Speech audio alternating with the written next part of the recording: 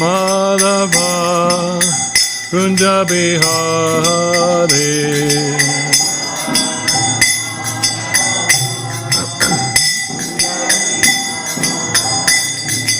Gopi Jana Vallabha Girivanadhari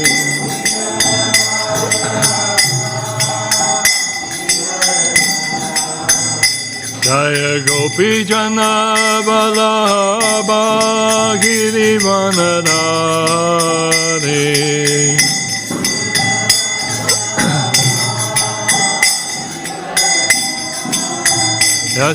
Yashodanandana Braja Jana Ranjana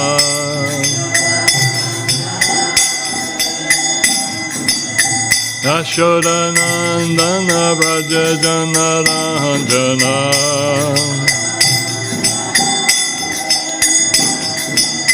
Yamuna Tira Vanachari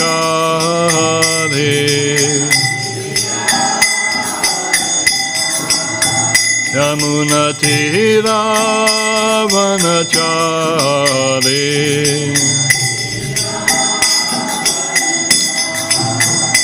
Jaya Radha Madhava Kunja Bihari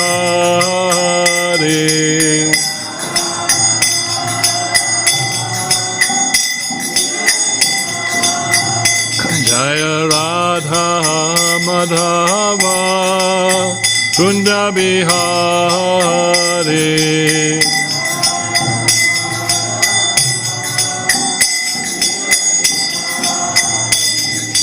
Gopi Jana Vallabha Girivanadhari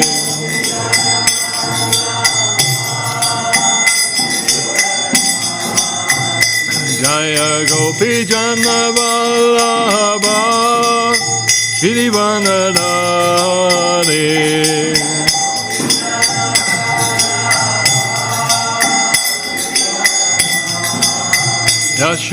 Yashodanandana Braja Jana Ranjana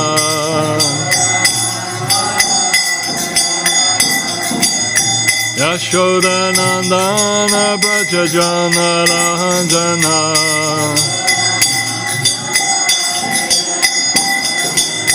Yamuna Tira Vanachari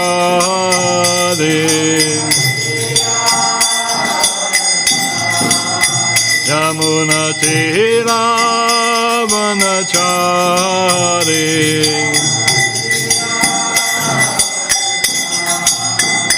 Jaya Radha Madhava Kunja Bihari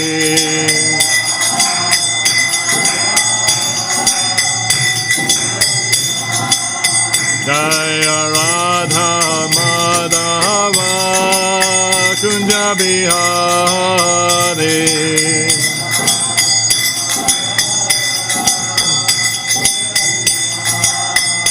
Jaya Gopi Jana Vallabha Girivanadhari Jaya Gopi Jana Vallabha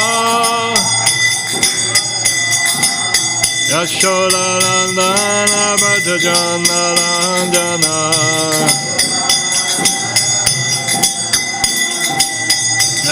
Yashodanandana Braja Jana Ranjana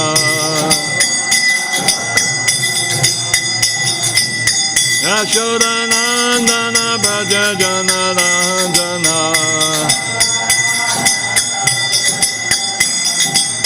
Yamuna Tira Vanachari Yamuna Tira Vanachari Jaya Radha Madhava Kunja Bihari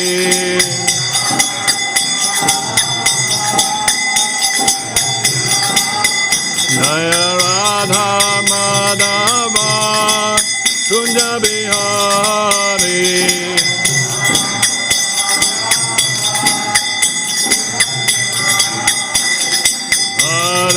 Krishna, Hare Krishna, Krishna Krishna, Hare Hare, Hare Rama, Hare Rama, Rama Rama, Hare Hare, Hare Krishna, Hare Krishna.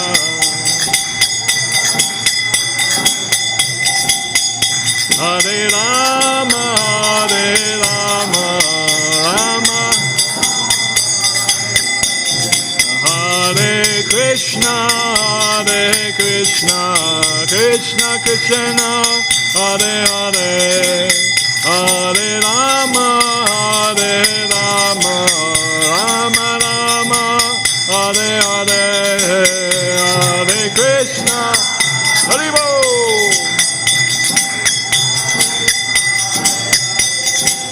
Hare Rama, Hare Rama, Hare Krishna, Krishna Krishna, Hare Hare, Hare Rama, Hare Rama, Rama Rama, Hare Hare.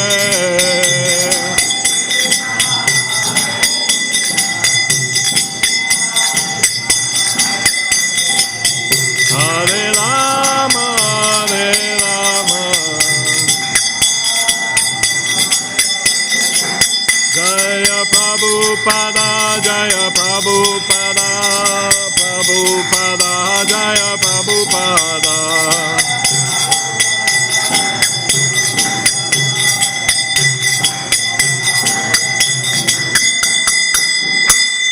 Jayam Vishnupad Paramahansa Parivajikacharya Stotra Sata Shri Śrīmad His Divine Grace A.C. Bhaktivedanta Swami Srila Prabhupada ki Nanda Koti Vaishnava Vrinda ki Amacharya Srila Haridas Thakur ki Prem Sekaho Shri Krishna Chaitanya Prabhu Nityananda Shri Advaita Galadhara Shri Vasadi Gaura Bhaktivedanta ki Sri Sri Radha Krishna Gopa Gopinath Shama Kunda Radha Kunda Giti Govardhana ki Sri Vrindavan Dhamma ki Mayapur Navadvip Dhamma ki Jagannath Puri Dhamma ki Srimati Tulsi Devi ki Bhakti Devi ki, Jamunamai ki, Gangamai ki, Harinama Sankirtana ki, Sri Sri Gaunitai ki, Sri Sri Jagannathi Baladev Subhadra ki, Sri Sri Radha Ballabha Bhagavana ki, Nitai Go Premanande. All glories to the assembled devotees. All glories to the assembled devotees. All glories to the assembled devotees. All glories to Sri Sri Guru and Gauranga.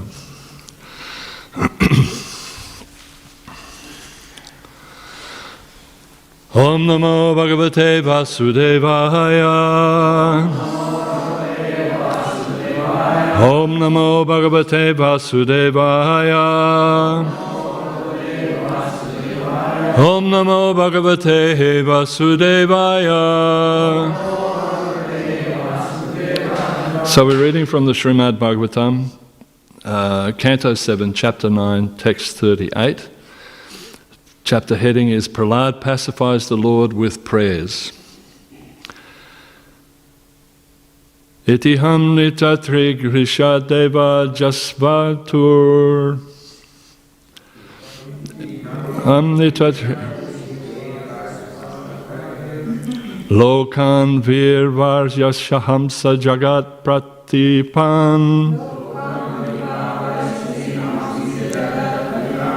Dharma Mahapurusha Pasi Yoga Nurvritam.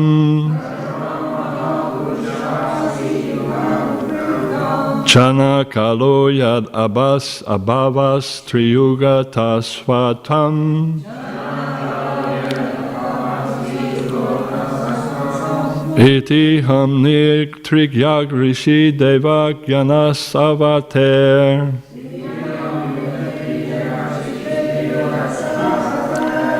Lokan vibhavasyasi hamsi jagat patipan.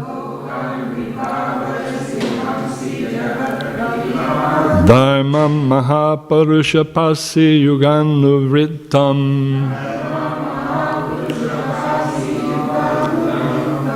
Jana kalu yad abhavas triyuga tasvatvam.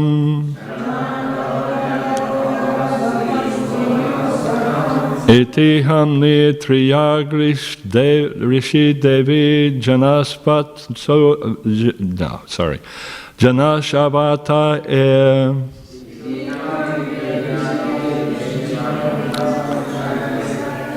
lokan vibhavashi hamsi jagat pratipan dharmam purusha pasiyuga nuvritam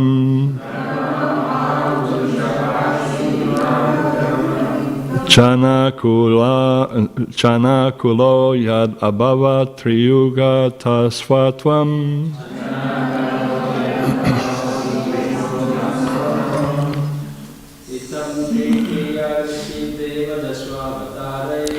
iti tvam chistradri deva dadashvatate lokan vibhavasi yahamsi jagat patipan dhamam mahapurusha pasiyuga nuvritam kanakalo yad abhavastu yoga tasvatvam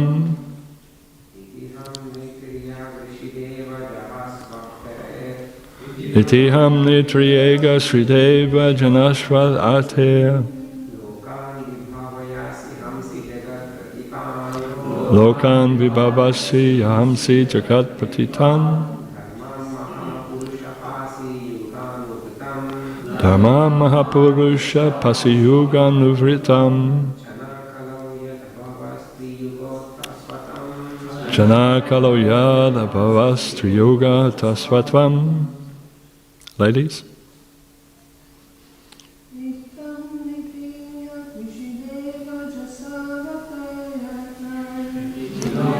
Srila Ishideva Jajashvatere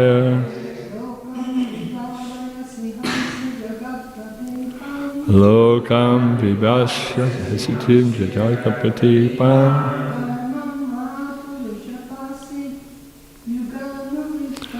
Dhamam Mahapurusha Pasi Jugam Vriditam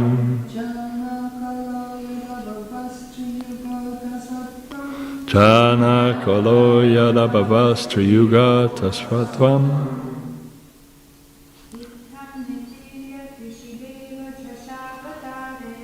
Vishwamitera Rishideva Ganashatare Lokan vibhavasi ahamsa jagat patena Dharmam mahapurusha pasi yuganuvritam Chana kaloya bhavatri yuga tasam Utam. In this way, Nri, like a human being, such as Lord Krishna and Lord Ramchandra. Triyak, like animals, such as the boar. Rishi, as such, it's Rish, as a fish. Rishi as a great saint, Parashuram. Deva as a demigod. Yasya as an aquatic, such as a fish or as a tortoise. Avatare by such different incarnations. Lokan, all different planetary systems. Vibhavasyasi, you protect. Hamsi, you sometimes kill. Jagatpatipan, persons who have simply created trouble in the world. Dharmam, the principles of religion. Mahapurusha, a great personality. Pasi, you protect. Yuga anuvritam, according to the different millenniums. Jana, covered. Kalo, in the age of Kali. Yat, since. Abhavha, have been, and will be in the future. Triyuga, named Triyuga. Ata, therefore. Sa, the same personality. Tvam, you. Translation and purport by His Divine Grace Srila Prabhupada. In this way, my Lord, you appear in various incarnations as a human being, an animal, a great saint, a demigod, a fish, or a tortoise, thus maintaining the entire creation in different planetary systems and killing the demoniac principle according to the age. O my Lord, you protect the principles of religion.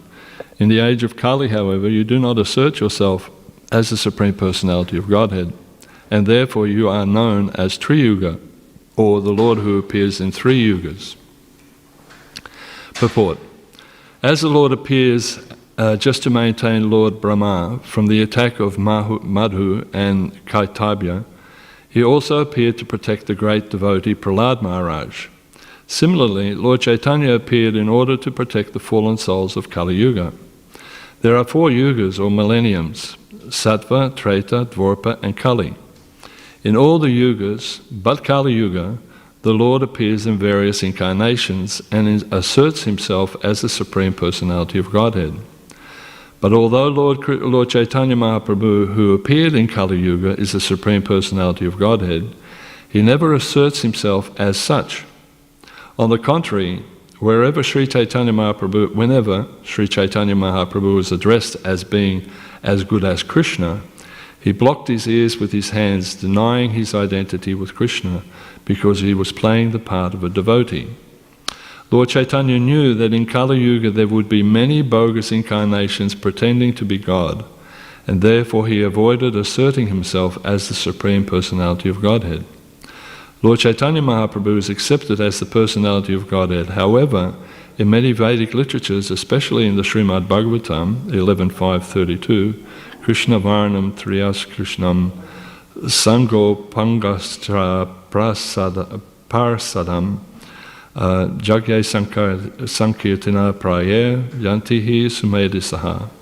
In Kali Yuga, the intelligent men worship the Supreme Personality of Godhead in the form of Lord Chaitanya, Sri Chaitanya Mahaprabhu, who is always accompanied by his associates such as Lord Nityananda, Advaita, Gadadhar and Srivas.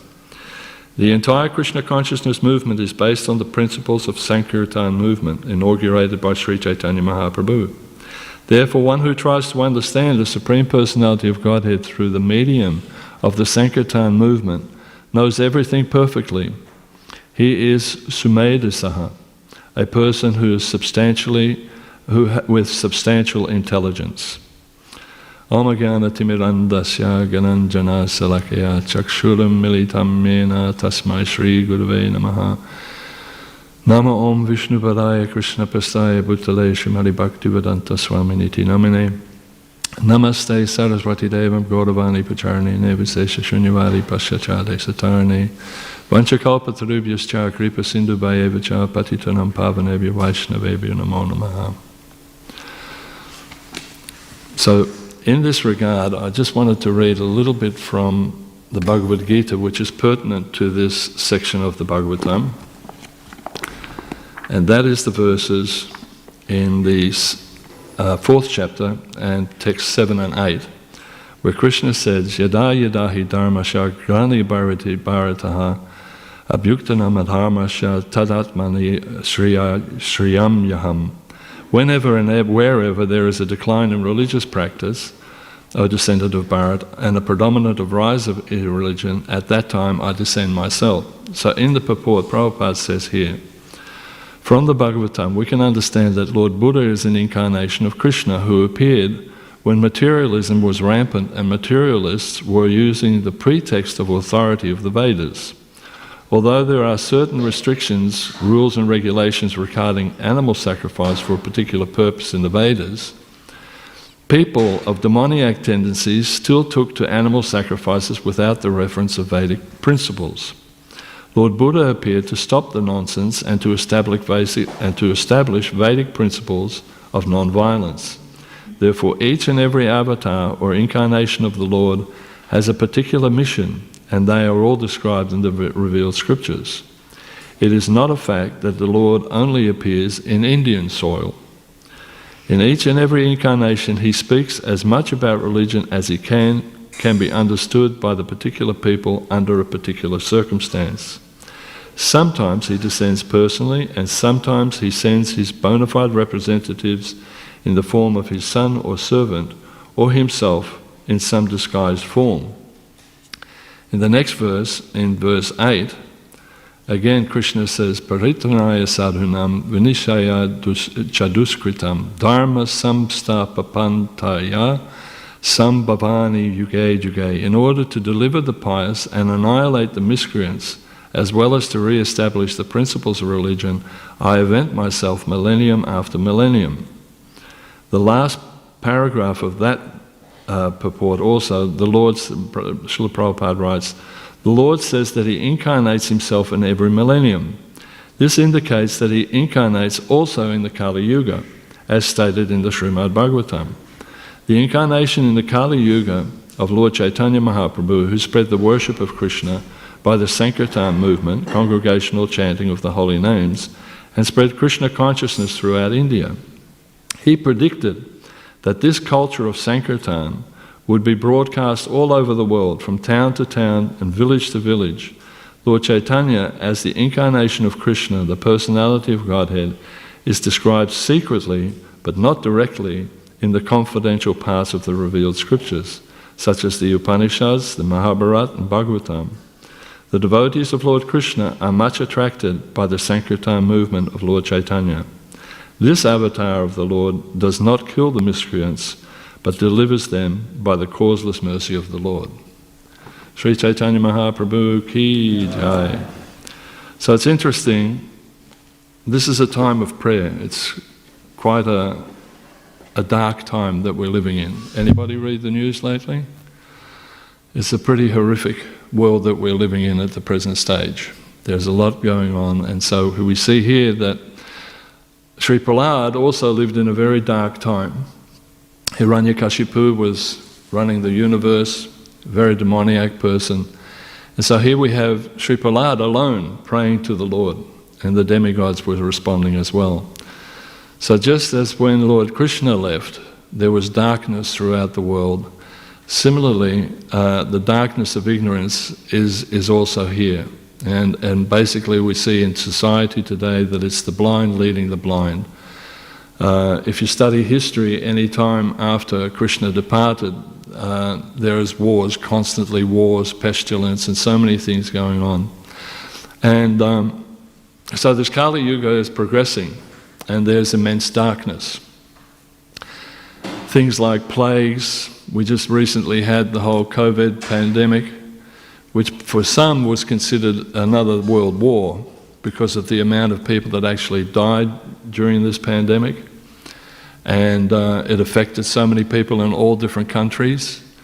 So they considered this also a war of sorts. Hare Krishna, how are you, Prabhu? So we're constantly seeing that there's wars everywhere and there's darkness all over the world. And as is pointed out in the Śrīmad Bhāgavatam here, that the only hope for this Kali Yuga, for this increasing darkness, is the Sankirtan movement of Lord Chaitanya Mahaprabhu. So it is our duty that we actually fulfill that mission of Lord Chaitanya Mahaprabhu and promote this Sankirtan movement wherever and whenever we can. On the news, as I said, there's nothing but wars, and at the moment we have this incredible crisis that's happening in the Ukraine and in Russia. And recently also there was an outbreak of war in the Middle East against Palestine and Israel. Severe darkness. Anybody that could bear to watch the news would be completely overwhelmed by the suffering, unimaginable suffering that's going on. And as communications officer, I sometimes have to be aware of what's going on in the society at the moment. And it is absolutely horrific, the suffering that people are going through. So this darkness of the Kali Yuga is very much manifested at this present time.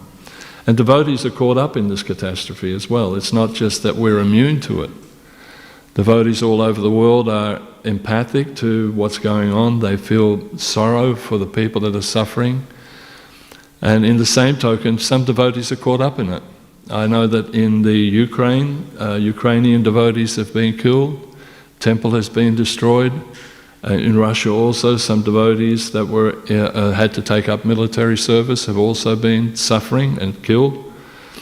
In Israel also, the devotees there, we just got a message that a lot of the devotees have been called up to do national service and have been told that they have to go to Gaza to fight. So there is catastrophes everywhere in this material world at the moment. Yesterday, as communications officer and also as an interfaith person dealing with different faith traditions, I was asked to actually attend a vigil by all the faith leaders of Melbourne and praying to God, like Srila Prabhupada in one sense. If we're talking about praying, this is pertinent. They said, Bhakta, we need you to come on behalf of the Hare Krishna movement and also on behalf of the Hindu community and on behalf of Faith Community Council of Victoria to the St. Paul's Cathedral and pray with us, because we want peace, we want an end to this suffering that's going on, especially in the Middle East and also in Ukraine and Russia. So it was interesting. The Jewish people couldn't attend, and a lot of the Islamic people wouldn't attend also at this point of time, because there is that friction between the two factions. And it was difficult for them, although one Islamic lady was there, which was good. And it was basically a Christian function because it was at the cathedral, and so there was a conglomerate of all the different Christian faiths. The Archbishop was there, the Archbishop of the Anglican Church, and so on and so forth. And they also invited people from other faith traditions. So myself, Buddhist tradition, the Sikh tradition, the Jain tradition, Baha'i, Brahma Kumaris, we're all there. And we all had an opportunity to pray and ask the Lord in this sacred place, because if anybody has ever been to the St. Paul's Cathedral or St. Pat's Cathedral, it is actually a sanctuary, it's a holy place.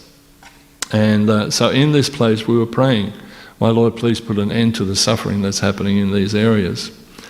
Fortunately, it was covered by SBS, it was on the news last night, which was national broadcast, so that was good. And an interesting thing that occurred was that at the end of the actual vigil, all the Christians were allowed to say a prayer.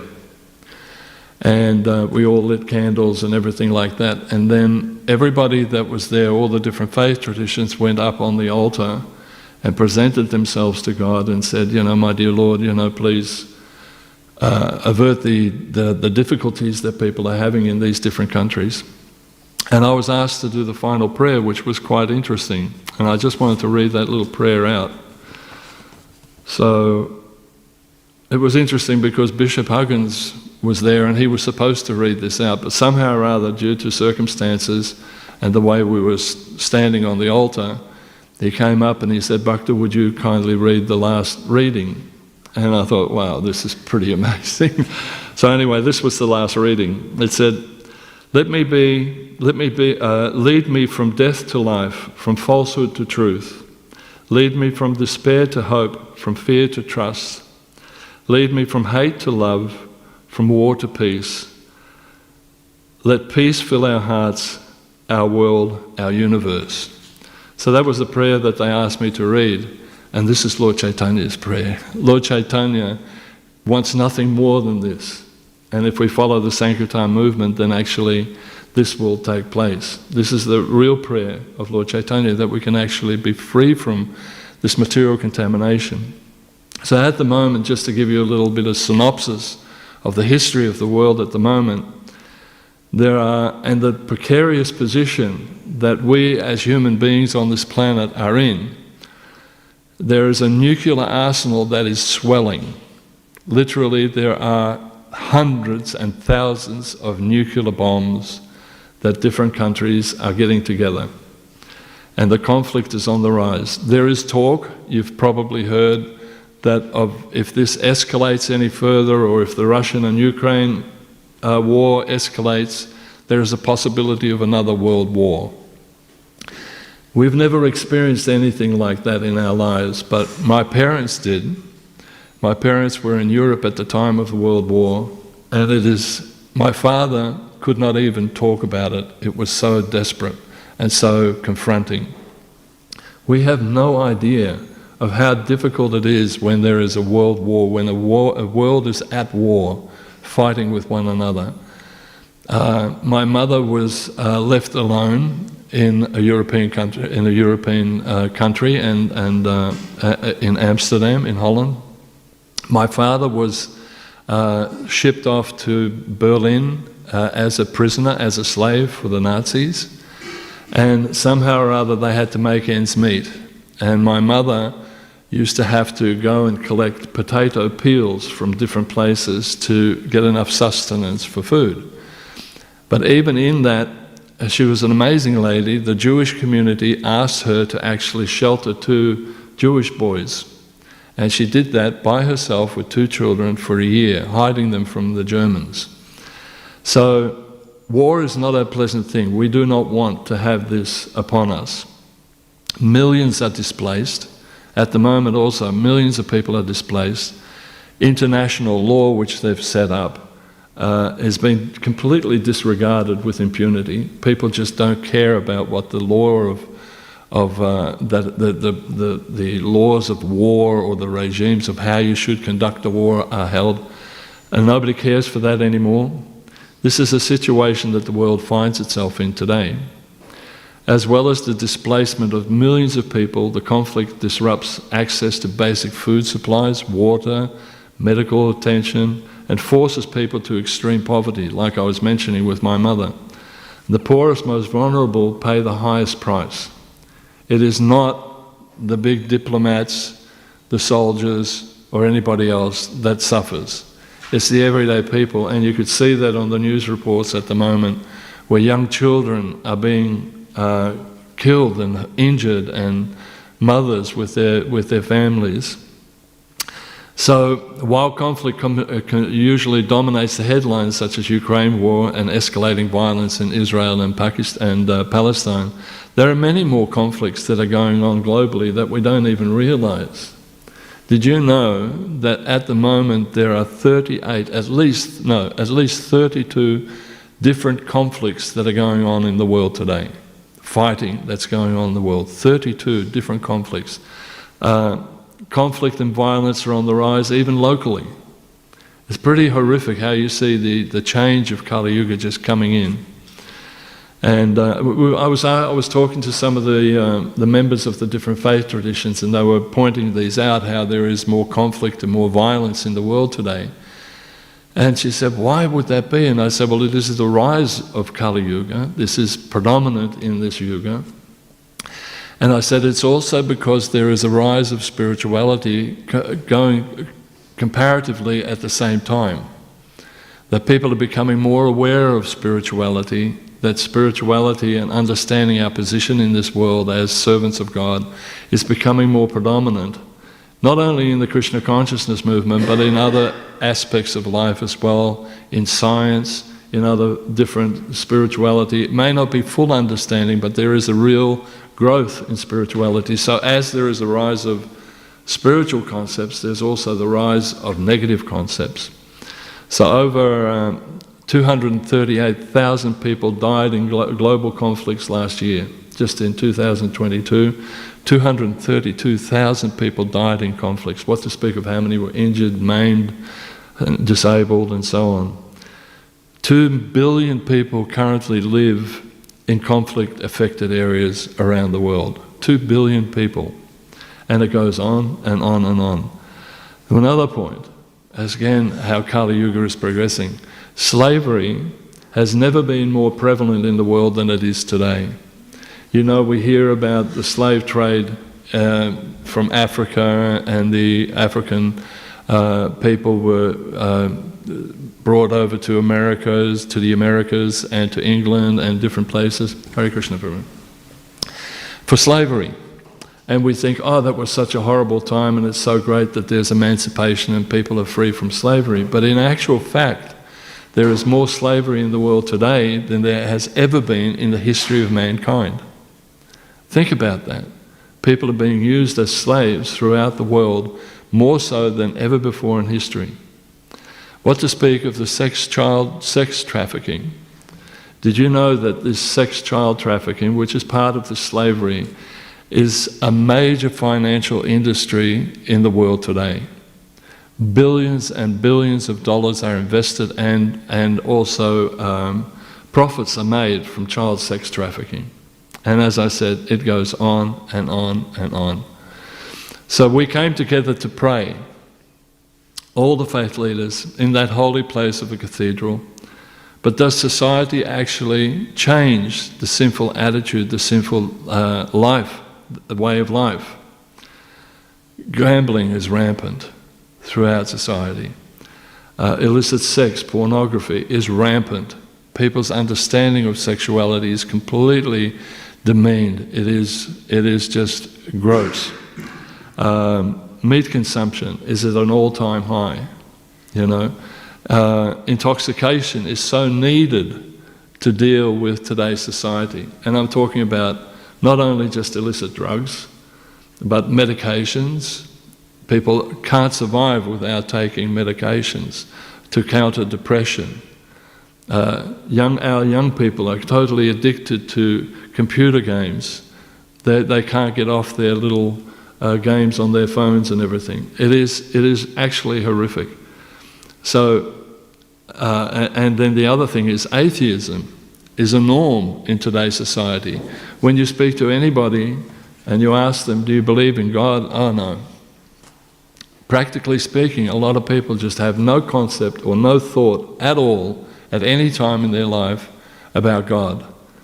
All they're concerned about is the material situation that they're in, their job, their finance, their family and everything, and they never think of God. So all these people, we came together in this dark aspect of human life and we approached God. You know, all the priests and everybody came together and prayed to God. Now there was a crisis. My dear Lord, please help us out of this darkness. So we know from this verse in the Śrīmad Bhāgavatam that Prahlāda Maharaj was saved from this darkness. And who was tormented more than Prahlāda Maharaj? He was just harassed and cajoled by a person who's supposed to love him, his father. But he had to go through this. But his prayers were heard by the Lord. So it is that the Lord helps the suffering souls, as we heard from the various purports. He does so when he came as Lord Chaitanya Mahaprabhu. And frankly, in all honesty, where would we be without Lord Chaitanya Mahaprabhu? That incarnation of the Lord that gave the secret to a peaceful, beautiful life of simply calling on the holy name of God. That doesn't mean that everybody necessarily has to be a Hare Krishna devotee. Prabhupada said, any bona fide name of God, if we call on any bona fide name of God, that would be good. And that would be fine. There's one painting that they did back in the early 70s or 80s, I think. And this was a huge painting of a Sankirtan party. And within this Sankirtan party, there was a priest, a rabbi, a person from the Islamic faith and everybody, and they were all chanting in their own way the glories of the holy name of the Lord. So Lord Chaitanya is the merciful incarnation.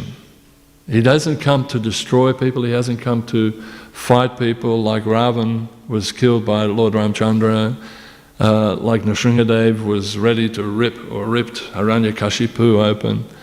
But Lord Chaitanya came, the munificent Lord, to help people and to give mercy. So along with his appearance also came Lord Nityananda, who again bestowed mercy on all of us through the power of the Guru, through the power of Shastra. The six Goswamis, who were the next group of men that were enlightening us, the whole Parampara, and especially Srila Prabhupada. Srila Prabhupada is an amazing personality. We can't offer enough thanks to Srila Prabhupada for bringing Lord Chaitanya's mission to the Western world, to helping us out in this hour of darkness in this Kali Yuga. Because if it wasn't for him, who knows where we would be. Bhakti was just reminding me that in the early 60s, there was again a war that was raging, the Vietnam War. And different entities were becoming involved, like the Chinese government, Russians were involved, and there was again a clash between the two major powers of capitalism and communism. And at that stage there was also a thought that there would be a world war, that again people would come together and they would fight to the end. And basically it is the end if it is a nuclear war. So Prabhupada said all the devotees have to do is to chant fervently, day and night. And so apparently there was a period of time where it was really critical, and Prabhupada asked the devotees to chant as much as possible. And he said it's by this chanting of the holy name of Krishna that we have averted World War III. And the same thing is applying now. If we're thinking that we're looking at the news and we're seeing the horrific things of war and pain and suffering, if we think there's nothing I can do about it, yes there is. Take this mission of Lord Chaitanya Mahaprabhu and chant with even greater fervour, greater diligence. Don't pray for yourself. Please let me become enlightened, let me have self-realization. That's there, that will happen automatically. But pray for the ones that are suffering in the world today. And Lord Chaitanya will hear your prayers. This Sankirtan movement is designed to expose people to the beauty of Krishna. It's meant to expose people to the beauty of Krishna. They have forgotten how beautiful God is, how beautiful Krishna is. Krishna is not a god of hate. Krishna is not a god of anger. Krishna is not a god of spite. If you don't serve me, then I'll punish you. This is not God. God is a loving father, mother, who wants only to help the fallen conditioned souls, who have come into this world because of selfishness. They want to enjoy for themselves.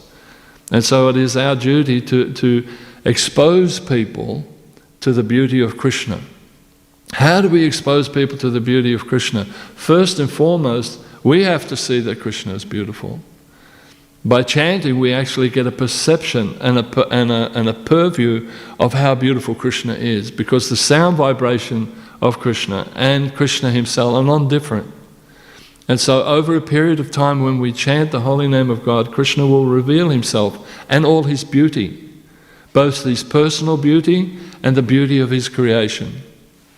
And so before coming to the West, Srila Prabhupada was given this onerous task by his spiritual master to save humanity. It's nothing less than saving humanity. This was Prabhupada's mission. You know, his spiritual master.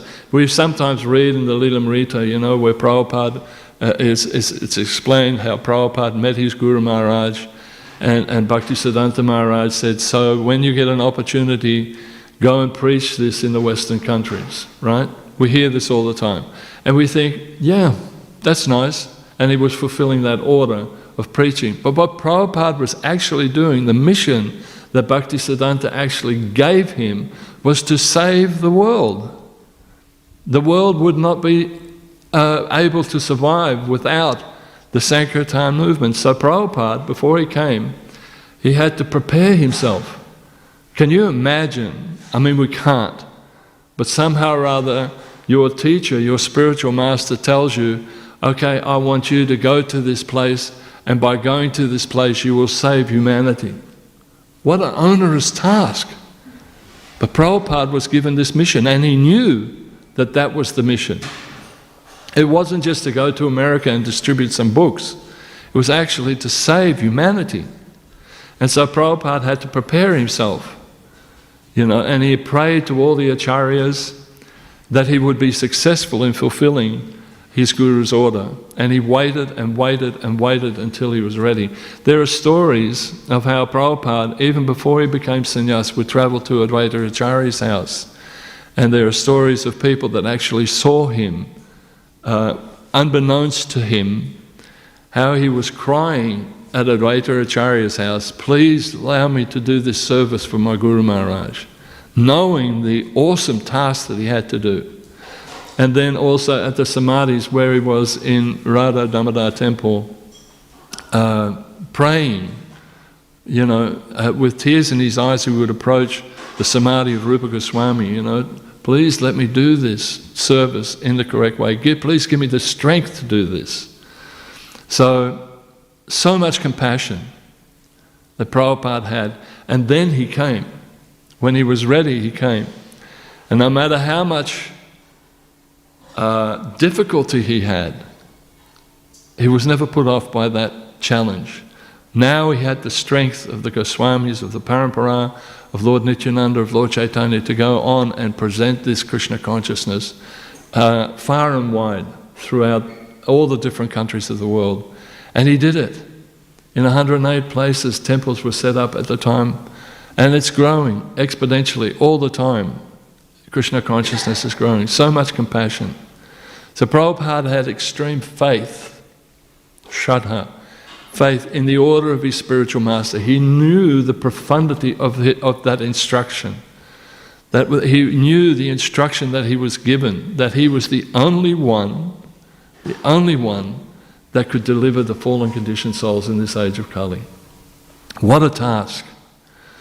He said actually when he arrived in America, he told his disciples later, if the authorities, the demoniac authorities knew what I had come to do, they would never have let me in the country.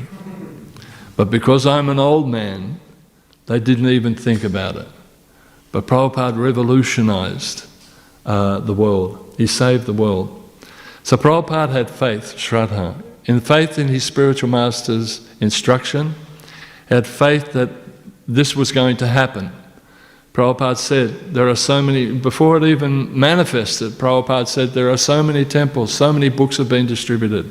It is only a matter of time. It's time that's separating us from that. And we can see that now it's happening. The faith is still going because Prabhupada is still here. Prabhupada is with us every day, pushing us on to do more and more of Lord Chaitanya's mission. He knew the power of service to the Lord. When you perform a little bit of service, it only means you're going to do more service. At our preaching centres, we ask a person to do a little bit of service. Oh, can I do something, Prabhu? Yes, sure. Can you move this to over here and move that over there? Or can you just move that over there? Just a little service for a newcomer or something. And straight away they think, oh, that was really nice. I want to do more. Can I help in the kitchen? Can I do this? And so the service starts to happen more and more. And also, Prabhupada had forgiveness. Forgiveness. He forgives us for the mistakes that we make, for the fall downs that we have, for the difficulty we have in following his instruction or his representative's instruction. You think about it. Sometimes we see images of Srila Prabhupada, what Prabhupada had to go through in his life in preaching. He had heart attacks coming over to America. He had illnesses. In the early days also, they had to take him to hospital because of heart difficulties. Apparently I just heard also that Prabhupada also had knee problems, which I thought, yes, Prabhupada's also got knee problems. I've got knee problems. But Prabhupada never complained about it. Unlike me, I complain about it all the time, but Prabhupada never complained. He said, nobody knew about that, but I also have pain. And then when you see Prabhupada passing away, the suffering that he went through for so many months, and still he kept on preaching. Now usually we say, well, the suffering that a person has is because of what? Because of a person's karma. Prabhupada had no karma. So why was he suffering? He was suffering for us. He was suffering. He knew that this was for him to be able to do his mission. He had to take on the suffering, like Vasudeva Datta, when he approached Lord Chaitanya and he said, Vasudeva Datta said, let me have all the sins of all the fallen souls, put it on me, but save them. Prabhupada did the same thing and continues to do the same thing. Because for the next 10,000 years, this will be the legacy. And so in that period of time when Prabhupada was living with us on this planet, he went through enormous suffering as well as preaching, but it was for all the times that we were negligent, when we had difficulties. Even his disciples, his grand disciples, his great disciples, his great disciples, we all come under the family of Srila Prabhupada, and we were responsible for that. So what do? We make amends by working harder for Prabhupada. He is Sumedha, a person of substantial intelligence. This was pointed out in the purport. He was the epitome of an intelligent, substantially intelligent person, because he knew that Krishna is everything, that Krishna consciousness is everything. So these qualities that Srila Prabhupada has, we have to develop in our own lives. We have to develop more faith. We have to develop more faith that actually this process works. How many times do we doubt it? We pick up our bead bag and think, are you really sure I chant Hare Krishna? We have to have faith that this is the process to alleviate the suffering, not only our suffering, but the suffering of the world. So we have to have faith in that the process works. We have to have faith in the holy name. It sounds so simple. You know, that all you have to do is just call on the holy names of God. Hare Krishna, Krishna Krishna, Hare Hare, Hare Rama, Rama Rama, Hare Hare. And then, you know, everything will be okay. But we have to have faith in that this is actually what will happen. We have to have faith in Srila Prabhupada's books. The instructions that Prabhupada is giving us, we have to have faith that they will lead us in the correct direction. We have to help the movement to grow. We have to help the movement to grow. Each and every one of us has a responsibility to help this movement grow. Each and every one of us, we just had initiations last Saturday. It's so nice to see devotees taking on this mission. But it's more than just a mission for oneself. You're taking on this mission to save the world. I know it sounds incredibly over the top, but actually it is a fact. When you become a devotee of Krishna, when you become part of this family, then you actually have the responsibility of the grandfather, of the father. And what was that responsibility that Bhaktivedanta gave to Prabhupada? Save the world. We can see nothing more at the moment than the world needs saving. So it's up to us. We all have to become little Prabhupads. We have to push this movement on. Now, one of the things now with social media is that it's so easy to criticize. Everybody puts their two bob in, isn't it? Oh, this shouldn't have been done. About the movement, about Krishna consciousness. We should avoid as much as possible criticizing aspects of the movement. Sure, there has to be honest evaluation of what is right and what's wrong and how we're going. That's fine. But unnecessary criticism is not wanted. We don't need that. That's just a detriment to growth of this movement. There's so much development that is happening when we look around as far as the positivities of the growth of this movement. So much is happening.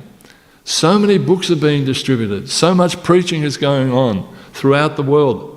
In India now, ISKCON is such a prominent organization, spiritual organization.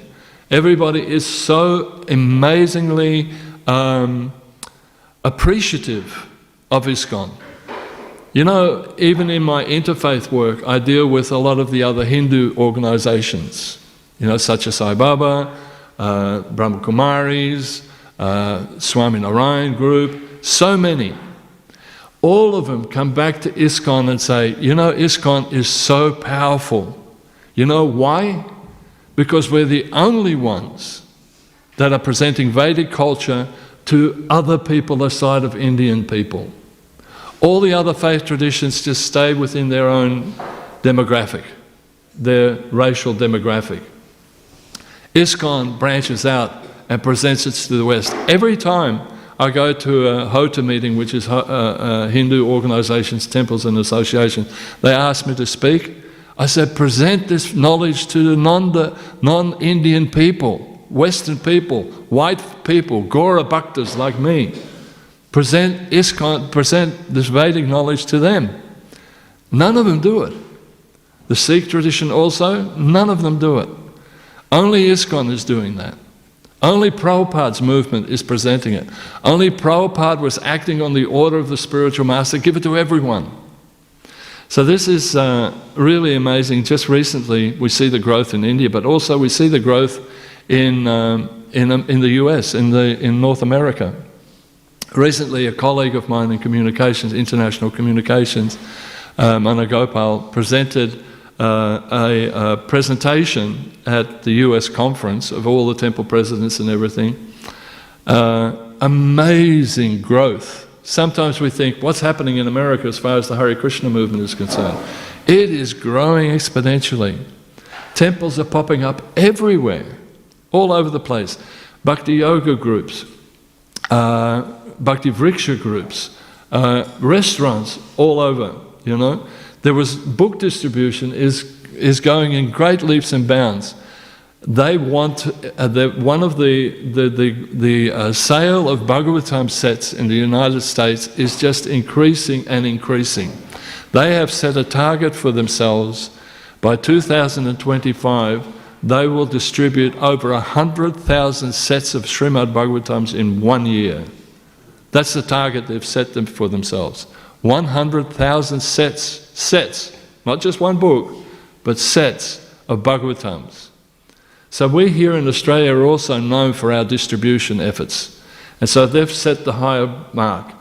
But these are the things that will save humanity, actually. When they read the knowledge that's invested in these books, and they they understand the necessity of spiritual life. The other area is service. We have to take up, Prabhupada took on this service, you know. We have to take up this mission to save humanity. This is our job as well, each and every one of us. So we have to try our best in the areas that are unique to us to reach out to the public. Don't keep Krishna consciousness to yourself. Each one of us is unique in some way. We have some unique quality. And we have the ability to actually communicate with people in our own unique way. We have to, if you don't know what that unique way is, then you have to actually ask, what can I do? But there are so many things that we can do to save humanity. Very simple. Even a simple person that's doing housework. You know, sometimes we denigrate, oh, a woman is just at home doing housework. She can be the most vital preacher of all of us. By book distribution, by going out and offering prasadam, going neighbour to neighbour and making friends with your neighbours and encouraging them to come together and have a prayer session together. So many things we can do. So everyone in our own unique way can reach out to the public. We have to streamline our service with the advancement of technology. And we see this happening at the temple here. With the advancement of technology, and we've got so many IT experts within this temple. It's amazing how many people have just got such an amazing skill as far as modern technology is concerned. So we have to utilize that modern technology to simplify and make things more productive. You know, something like YouTube clips. Who watches YouTube clips? Not just of little puppies and little cats and stuff, but they're funny. But YouTube clips, preaching. There are so many preachers out there that are preaching amazing things. Just recently I've been really catching up with a disciple of Kadamba Maharaj, Keshava Maharaj. And he gives these incredible podcasts and different lectures on YouTube. Astounding! It fills you up with joy to hear his teachings. It fills you up with enthusiasm.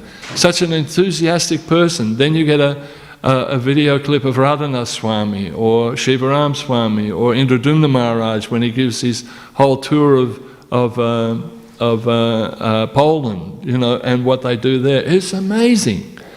So we have to utilize technology like that. Even here in our city, little city here in Melbourne, some of the brahmacharis are using the YouTube platform to actually preach. Manmohan, Arjun Sakka, they're all doing these podcasts and they're answering wonderful questions and helping people. So we're utilizing technology.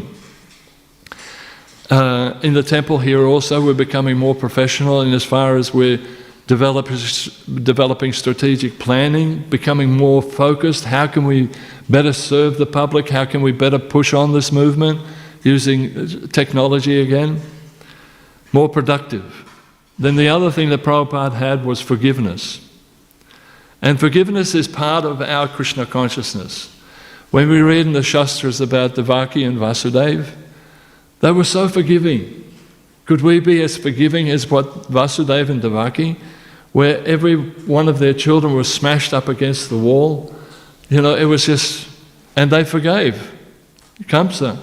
They forgave him. Similarly, Prahlad Maharaj, right here, forgave Hiranyakashipu. And his prayers are glorifying the Lord, but in the same token, he was forgiving. So, forgiveness is a thing that the devotees also have to imbibe and take on. Just as Prabhupada is forgiving our faults, our anarthas, our misdemeanors, our fall downs, he's forgiving, Krishna is forgiving. We also have to be forgiving when there is communication difficulty between two devotees or there's some antagonism between devotees. We have to be able to forgive. We have to be able to let things go. Just be accepting and loving. I'm reading at the moment a really wonderful book by Kadamba Kanana Maharaj called Ever Present. Have you read that yet, Sukadeva? It's a little book and it's for his disciples. It's Ever Presence. And one of the sections is there on forgiving and how we should be able to forgive when a devotee does some wrong to us. One of the things that he said, an epitome of a spiritual group being forgiving, was there was an incident with the Amish group. Anybody know the Amish group? They're a group that, non-violence. In America, they have these communes and everything, and this Amish group were attacked by a mentally deranged person. Their school was attacked, and this mentally deranged person shot a number of their children. Really horrific. And so they had this service for all the children at this particular place in America, and all the Amish people were there. But in the same token, they had a funeral for the boy that was the assailant, right, who was killed by the police. So they had a funeral for him as well. And in fact, more people from the Amish community came to his funeral to support his parents and his family than they did for their own children. That's how forgiving they were. So this is the kind of forgiveness that we need to imbibe in our consciousness as well. And remember the faults and the difficulties that we've had in our Krishna consciousness, the letdowns for Srila Prabhupada and his representatives, and we have to actually also be very forgiving.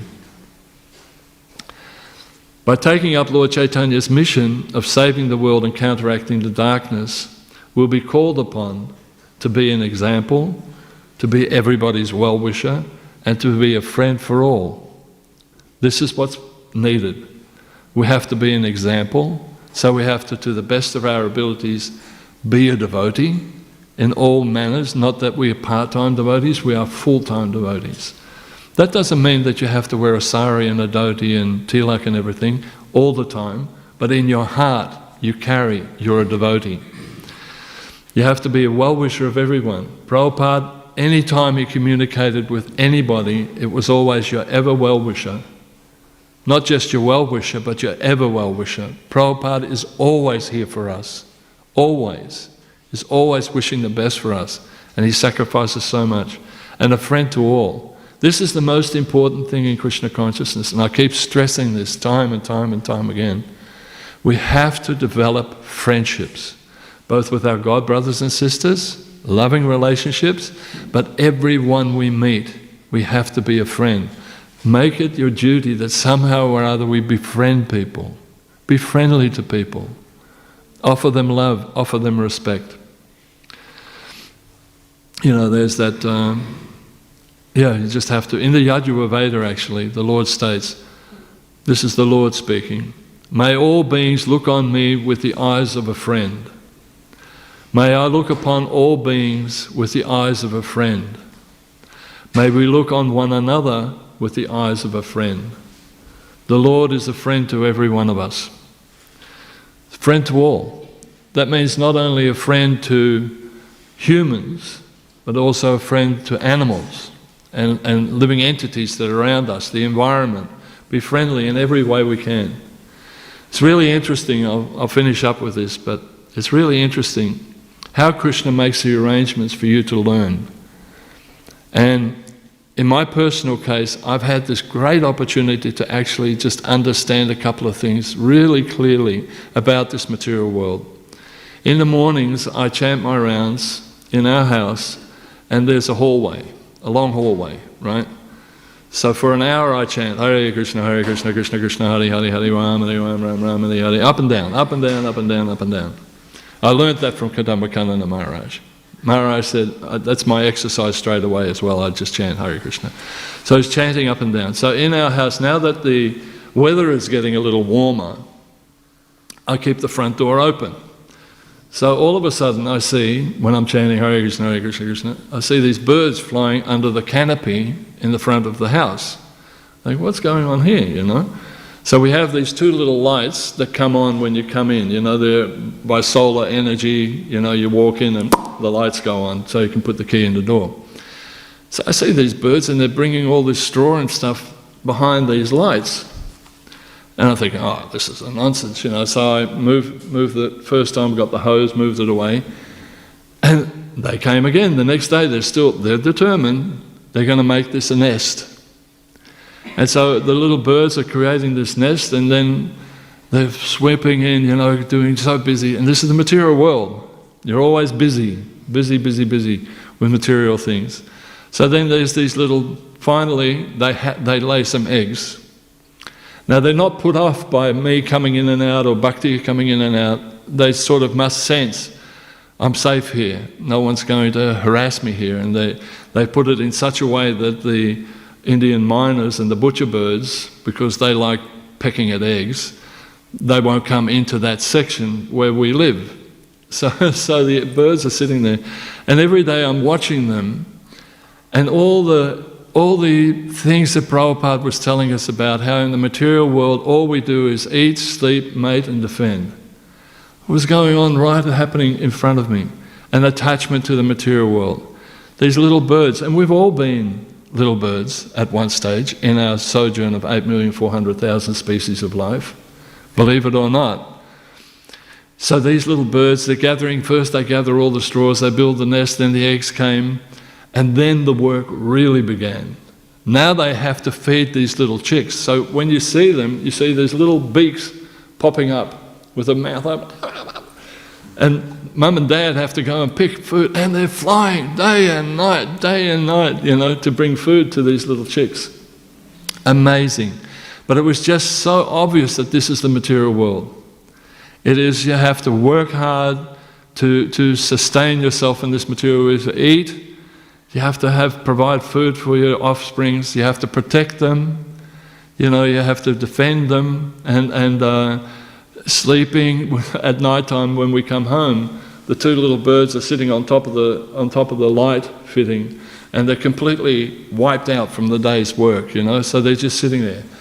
And they couldn't care whether we were coming in or doing anything, or the lights on or anything. You know, so this is the material world, working hard day and night for material sense gratification, and it's like that.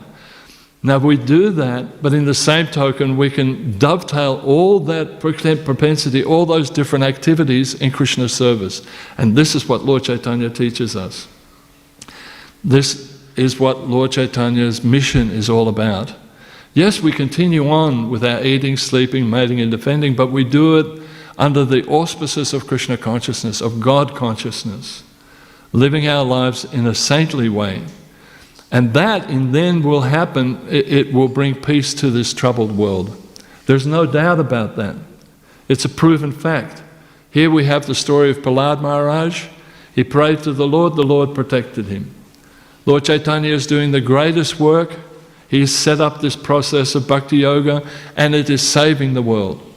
So this is our job as well. So we shouldn't be depressed about the darkness of Kali Yuga. Sometimes we can get into that malaise, you know. We see the news and we go, oh wow, it's so sad. It depresses us. We can't help it. It makes us feel, oh, where are we heading? Counteract that. Straight away pick up your bead bag, read Prabhupada's books. That's how you're saving the world. From your own home, from your own little room, from your own place. You can save the world by becoming spiritually positive. Keep this in mind all the time, that we're not these material bodies. We don't belong in this material world, we belong in the spiritual world with Krishna. Krishna is beautiful, and it is the beauty of Krishna which we will give to everyone that will alleviate the suffering of this world. So we belong, in essence, to Lord Chaitanya's family. We are part of Lord Chaitanya's. He's adopted us. You know, we are part of his family. Achyuta Gotra, the Lord's family. So in the Chaitanya Bhagavat it says, Gotram nu vardatam iti. Let this family, our family lineage, increase.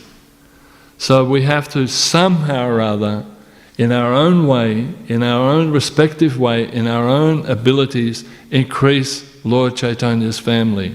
If we're serious about saving this world, instead of just making a comment, oh, the world is so wrong, there's conspiracy theories here, there's pain and suffering here, just look at these demons. Don't even entertain that. Go straight to the source. I'm going to chant better rounds. I'm going to chant really good rounds today. Not for me, but I want to help Prabhupada save the world. That's what he came for.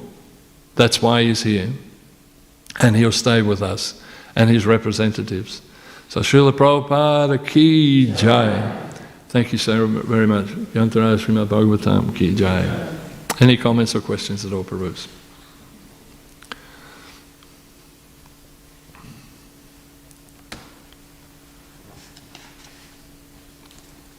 Yes, Mataji. Thank you so much, Prabhu. I was just thinking of that I heard the biggest contribution that we can make to the world is who you are as a person. Just repeat that, Mataji, if you don't mind. Hare Krishna. Thank you for the excellent class. So I remembered a quote that I had read that the biggest contribution you'll make to the world is who you are as a person. And what you just said is what we can do. We can just chant better rounds and be better devotees, and by doing that, we're helping the world by being better people. And my Guru, His Grace Vaisheshika Prabhu, says that distributing books and doing Sankirtan is high sadhana, and that inspires me because if I just add that on to my sadhana, that I go out and do good for other people, and that's what I'm doing as a part of my sadhana, and that's just who I am as a person. And if we can do that, just to be better devotees, and we're helping the world. Absolutely, and that's it. Just strive every time to be more faithful, to have more service, and to be forgiving, and to be a friend to everyone. It's as simple as that. But yeah, you're absolutely correct. And don't think that your rounds are meaningless. When we chant Hare Krishna, Krishna Krishna, Hare Hare, Hare Ram, Ram Ram, Hare Hare, what is that? It's a vibration. It's a sound vibration. From science today, we understand that no vibration is ever lost. So by chanting this mantra, it went out here to the ether, and it goes around the world. Your chant, this chant, any chant. That mantra is non-different from Krishna. So when we chant on our daily rounds, 16 rounds every day minimum, that vibration goes around the world and encases the world. This is a fact. That's not just hearsay or speculation. This is scientific fact. This is the science of Krishna consciousness. You know, people say, how can faith actually help today's society? How can this religion help faith? Look what religions have done in the past. Ours is not just, Lord Chaitanya's movement is not just another religion. It is the science of God consciousness. There is a science behind God consciousness, behind Lord Chaitanya's teachings, you know. Say, for example, you want to get a degree in university, right? And you have to approach the teacher. You approach the teacher by love, correct? By offering respects and so on, and then the teacher instructs you, correct? So that's a science. That's how you do it. So in the same way, when we go to Krishna and ask Krishna, my dear Lord, engage me in your service, my dear Lord, engage me in your service, my dear Lord, engage me in your service, I love you, and I want to read about you, because again, you know, I love you, I want to read more about you. There's reciprocation. It's a science. And God, there is God. As much as the atheists would like to tell you that God doesn't exist, He exists. And even quantum physics now understands. We're coming to a stage now in humanity where scientists who once would say God is dead are now saying, hang on, there is a creative force behind everything. There cannot be a random happening. Darwin's theory is a fallacy. It doesn't work. And all scientists now know it, that it's a fallacy. There is no way that creation can just spring up. There's a creative force behind it. We understand that that creative force is the most attractive, most beautiful, all-glorious personality of Godhead, which we call Krishna. Others call Him Allah. You know, others call Him Jehovah. They're just names. But ours is Krishna, all-attractive personality. If He created everything in this universe, He must be all-attractive, all-powerful, all-transcendent. But His beauty is the thing that captivates us. Prabhupada was given, at a darshan one time, Prabhupada was given this rose, right? And Prabhupada grabbed it and he smelled the rose and he said, how is it that this rose can extract such a beautiful fragrance from the earth? How is it? This is by the grace of Krishna. So, you know, there is so much beauty. There is so much beauty in the world today that we cannot negate it. When you just drive down, you see the sea and everything is working so in harmonious, you know. There is a creative force behind it. You can talk to anybody now, any atheist, anything. You can say, look, it's been scientifically proven that there is a creative force behind everything. This is science, my friend. This is not a religion. So if there's a creative force, to connect to that creative force, just like you have to connect to a professor if you want a degree, you have to connect with him. How do you connect with that creative force? And the great sages over time have told you, this is how you do it. And in this age, He came Himself, the Supreme Lord came Himself and said, I'm not coming with all the bells and whistles, I'm simply coming as an example, as a devotee. Just do as I'm doing, you know. And by that we can understand, and it was the greatest example, you know. Just chant Hare Krishna, and that's it. Does that make sense? Yes, Bhakti?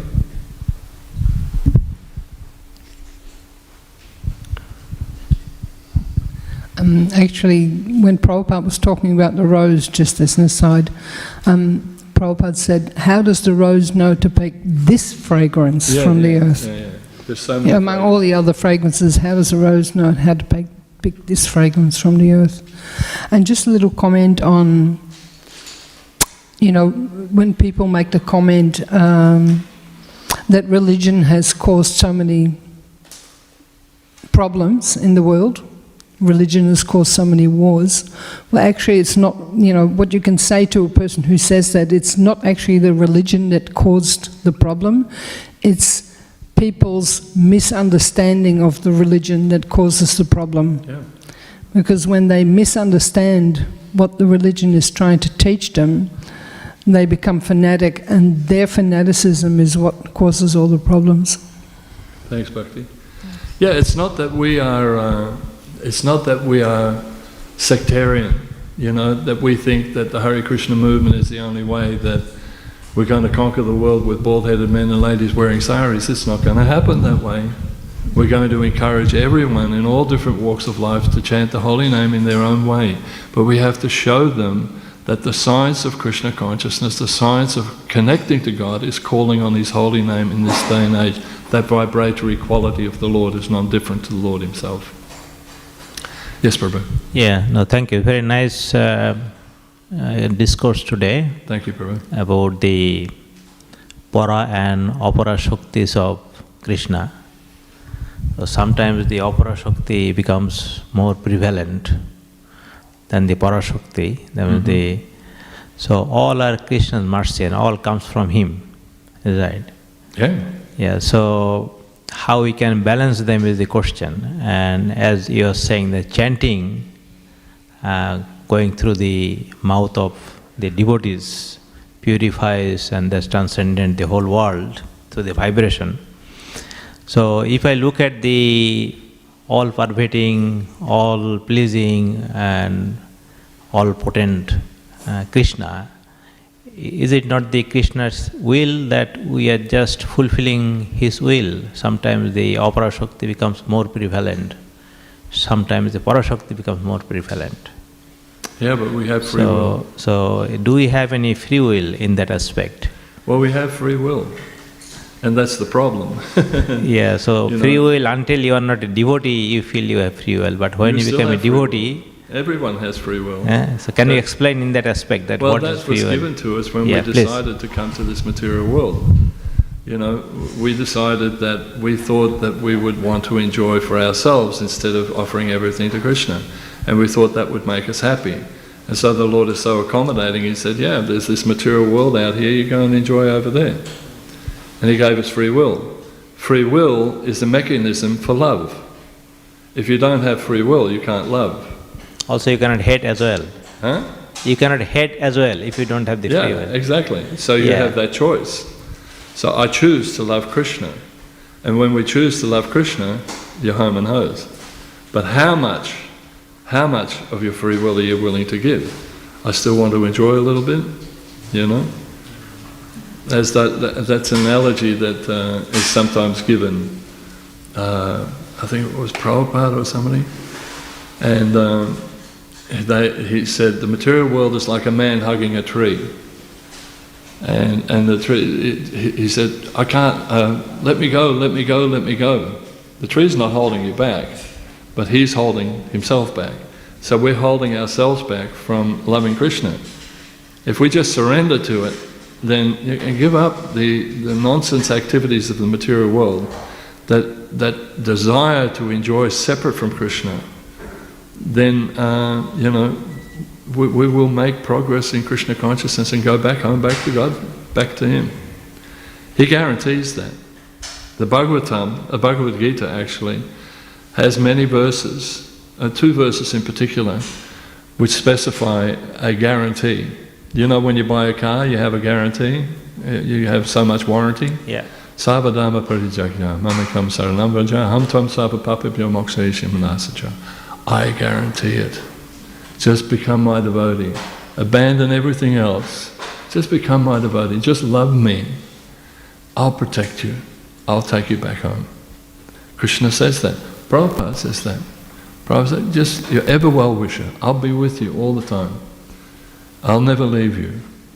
Even in your darkest hours, as some of these devotees in the Ukraine, in Palestine, in Russia, are experiencing, and 32 other places, because Krishna consciousness is everywhere now in the world. And there are devotees that are suffering, even in here in Melbourne, there are devotees that are suffering, they've got cancer, they've got this, they've got ailments. It's all heading for us. That's the material world. But Krishna says, I'll never leave you. Never leave you. There's so many times, there's interesting stories, like when I was in Mayapur, and I repeat this time and time again. There was a devotee there that I had the opportunity of seeing passing away, a Prabhupada disciple, and And he had left ISKCON for a period of time. But somehow or other, by Prabhupada's mercy, he came back to Mayapur at the time when he's passing away. And we had the opportunity to chant for him, you know. And when he was passing away, and what was it again, Bhakti? He was passing away, and then at the last minute, all of a sudden, you know, he was very grey and just, you know how you see a dying person, it's very traumatic. And then at the last minute, just before he was passing away, his whole face lit up, and he said, "You've come. Oh, Prabhupada, you've come." Went away. I just get goosebumps when you think about it again. So this is waiting for all of us. Prabhupada will come and he will take us back home, back to Godhead. If not immediately, we'll get an opportunity to again serve his mission. You know? Yes, Sukadeva Prabhu.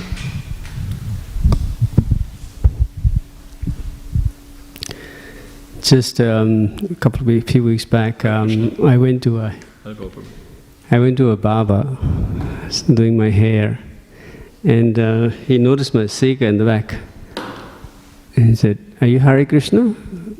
And I said, "Yes, I am Hare Krishna. I follow chanting." And he said, "Oh, I was a very,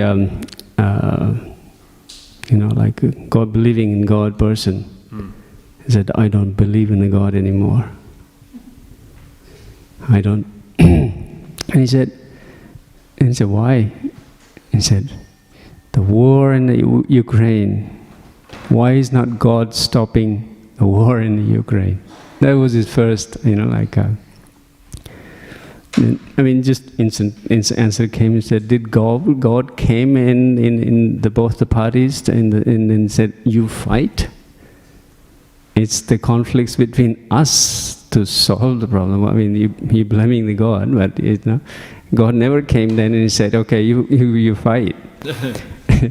So the common notion in general public, seeing these kind of conflicts, like Palestine and Israel, and it is kind of seen as the my religion is better than yours, and I fight against you, and then we're gonna just prove who's the superior. And it's so, how do we tell these people that your religion is causing a problem in the world? It's a cause, because that's what they see it externally, right? So how do we It's interesting. I hear my spiritual master speaking about quite often. It's tribalism more than anything. Sorry? Tribalism, my tribe against your tribe, because all the different Abrahamic religions all come from that Middle East area, right, where there was a lot of tribes, and they fought with one another, and so this whole thing of my God is better than your God, and we have to convert. It never happened in India. Never happened in India. There was never any fratricidal wars or religious wars in India, or any other part of the world really, except in the Abrahamic countries, where they try to convert someone to their religion. You don't believe my way, I'll kill you. Or you don't believe us, we'll kill you. In India there are so many different faith traditions, and they get along. Even when Lord Buddha came, Lord Buddha chastised the Brahmins. How dare you, this religious system that had been going for thousands of years. Buddha came along and said, this is all a nonsense. They didn't attack him, they argued with him, but there wasn't any violence.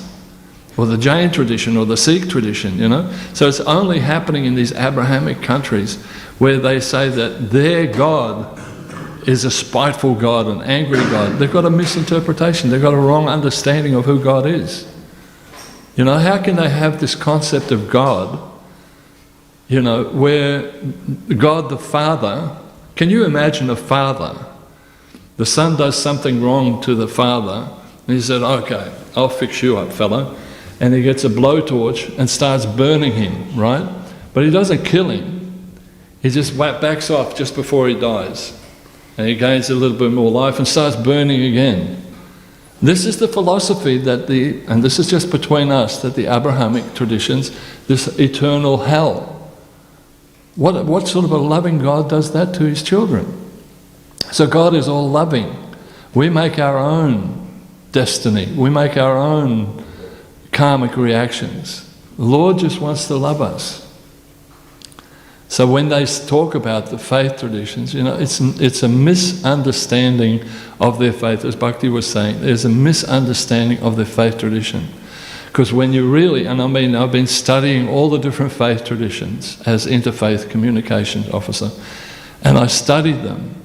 And when you get the essence of all the teachings, out of what men have put in, and I mean men basically, and their tribalism, mine's better than yours, it's so innate in men. I'm better than you, I'm bigger than you, I'm better than you. There is nothing of that within their faith. When you see Jesus' teachings, it's Bhakti Yoga. Prabhupada said Jesus' teachings is Bhakti Yoga. What is this one profound commandment they give? Love God with all your heart, with all your mind, with all your mind, and all your soul, and love your neighbour as you love yourself. That's Bhakti Yoga. Similarly, all the Psalms of, say, what's his name?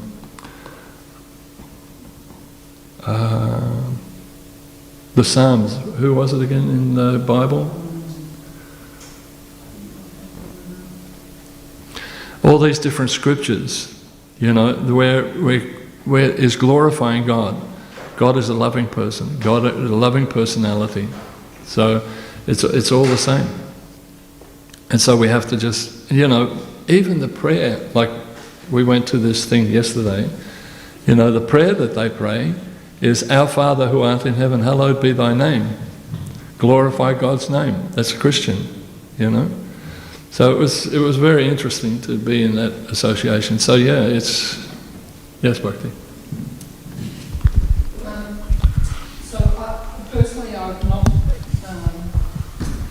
Thank you. Personally, I've not studied all the religions, but what I do know is that Krishna in the Bhagavad Gita says, "I come millennium after millennium, or I sent my representative."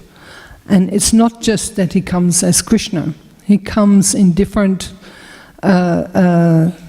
he comes to the person who wants to worship him in whatever consciousness they are at. So, he sent Buddha for that tradition, and, he comes as Buddha for that tradition, and he comes as Muhammad as, I'm just saying, he sends different messengers for different people depending on the level of awareness that they're at. So that I've only seen in the Bhagavad Gita, where Krishna says, I give you all different opportunities. Wherever you're at, you can approach me. So as far as then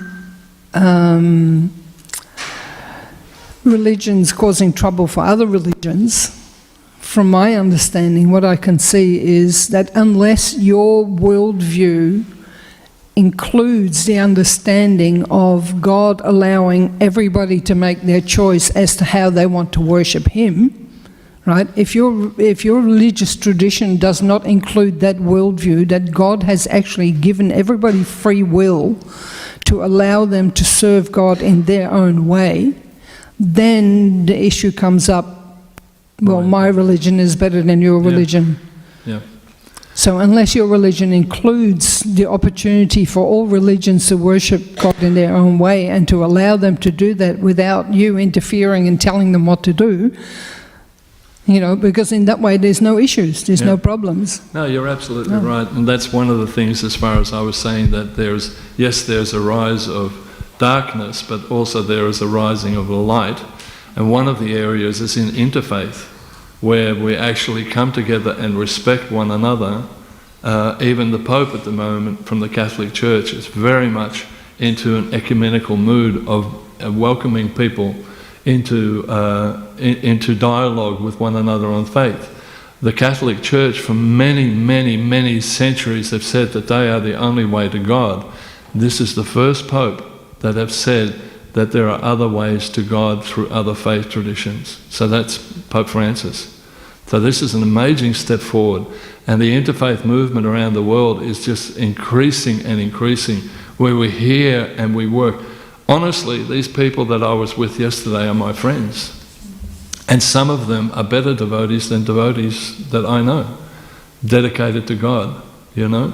And they may not be completely following all the principles, but their love for God is really strong, you know. So we respect them, and as I said, one of our duties is to be friends with everyone. You know, like in friendship, this bishop offered me the opportunity to have the last word at this conference, which was televised around Australia, a Hare Krishna. I'm thinking, you know, I'm nobody, I'm nothing. But somehow or other, this bishop felt that I should give the last talk as a representative of Srila Prabhupada. Pretty amazing. When I walked away from it, I didn't even realize it at the time. I just thought, oh yeah, I'll read this out, no worries. And then someone came up to me and said, wow, it's amazing that God has made the arrangement that you just happened to be near the microphone at that time, and the bishop asked you to read the last passage. And I thought, yeah, actually, I got this opportunity by Prabhupada's mercy. I'll read it again. Lead me not from death to life, from falsehood to truth. Lead me from despair to hope, from fear to trust. Lead me from hate to love, from war to peace. Let peace fill our hearts, our world and our universe. Srila Prabhupada, Ki Jai. That's for him. Jai. Thank you very much, Prabhu. Hare Krishna.